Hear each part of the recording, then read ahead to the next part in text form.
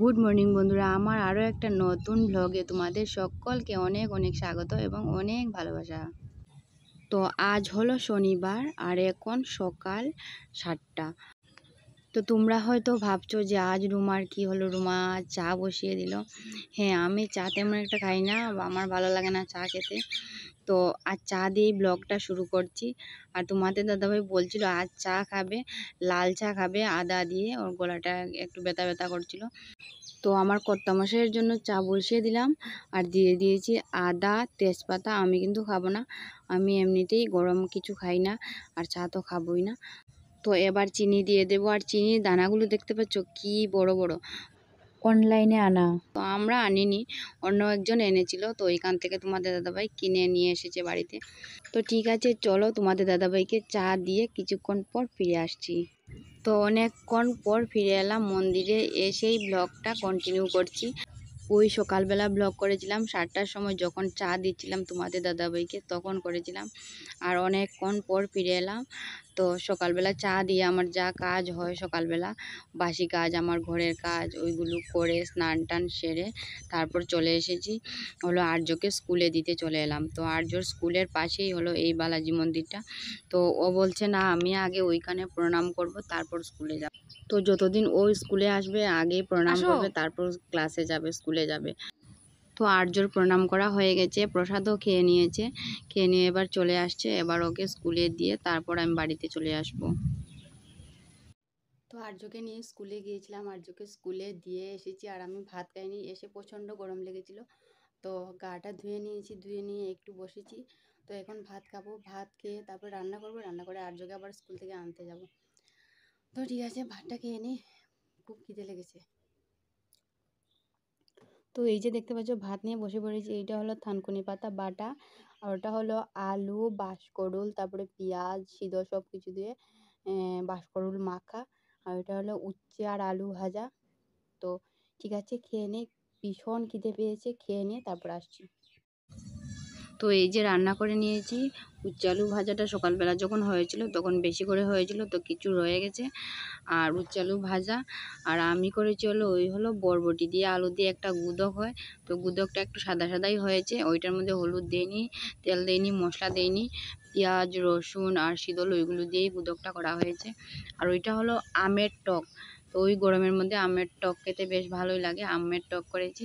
আর তোমাদের দাদাভাইয়ের জন্য সকালবেলা করেছিলাম হলো থানকুনি পাতা বাটা, তো ওইটাও আছে, ওইটাও তোমাদের দাদাভাই খাবে। তো এইবার বসে বসে আইসক্রিম খাচ্ছি, এখনো কিন্তু ভাত খাইনি, খুব গরম লাগছিল। তো তোমাদের দাদাভাই দোকান থেকে এখনো আসেনি, এর জন্য ভাত খাইনি, ও আসলে পরে খাবো।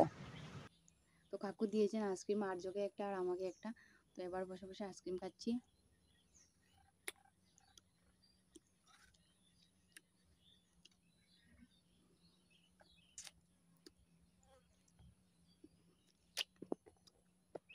তো এবার ভাত খেতে বসে পড়েছি। এই যে নিয়েছি হলো আমি ওই বরবটি আলু দিয়ে গুদক নিয়েছি আর দই নিয়েছি। তো আমের টকটা নেইনি, দই দিয়েই খাবো। তো ওইদিকে সন্ধ্যা হয়ে গেছে, সন্ধ্যা দেব। আর ওইদিকে কাপড় ধুয়ে মেলে দিয়েছিলাম, তো ওইগুলো তুলে নিচ্ছি। তো ভাত খেয়ে গড়ে একটু বসেছিলাম, বসে ভিডিও এডিটের কাজ ছিল, তো ওই কাজটা করে নিয়েছি, করে নিয়ে এবার ওই কাপড়টা তুলে নিচ্ছি। আর ওইদিকে সন্ধ্যা হয়েও এসেছে, তো কাপড়টা তুলে নিয়ে তারপর সন্ধ্যা দিতে যাব। গুড ইভিনিং বন্ধুরা, আমি সন্ধ্যা দিতে এবার ঠাকুর ঘরে চলে এলাম। আর এই যে ধূপকাঠি জ্বালিয়ে নিচ্ছি, এবার প্রদীপটা জ্বালিয়ে নেব। প্রদীপের তেল দিয়ে দিলাম, তেল দিয়ে এবার প্রদীপটা জ্বালিয়ে নেব।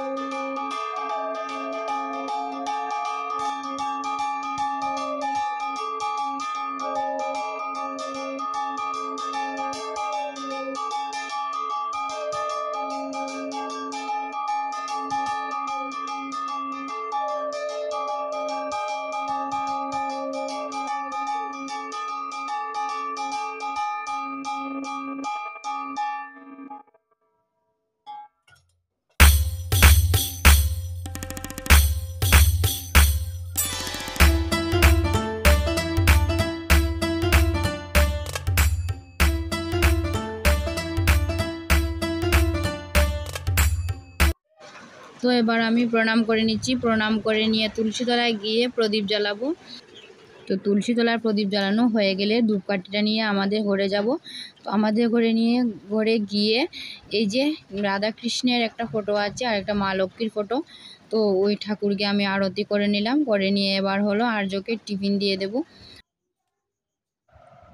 তো এই যে আর্যকে দুধ বিস্কিট দিয়ে দিয়েছি, ওইদিকে ও দুধ বিস্কুট খাবে, খেয়ে তারপর পড়তে বসবে। বন্ধুরা, আমি দুধ বিস্কুট খেয়ে পড়তে বসবো। তো আর্য ওইদিকে লিখছে আর আমিও এখানে বসে বসে ওই যে ডাটা কেটে নিয়েছি। আর এই যে হলো মাছ, তো ভেবেছিলাম ডাটা দিয়ে আলু দিয়ে আর শুকনো মাছ দিয়ে রান্না করব, কিন্তু এই যে মাছ আনা হয়েছে তো ভাবছি কী জানি করব, মাছ দিয়ে ডাটা দিয়ে আলু দিয়ে করব না মাছ দিয়ে ওই পেঁয়াজ বাটা দিয়ে করব, ভাবছি কি করব। আর আর্য লেখছে আর ওইদিকে ওই লিচিটা খাচ্ছে, আর আমি নিয়েছি একটা রাউন্ড বল, তো আমি রাউন্ড বলটা খাবো।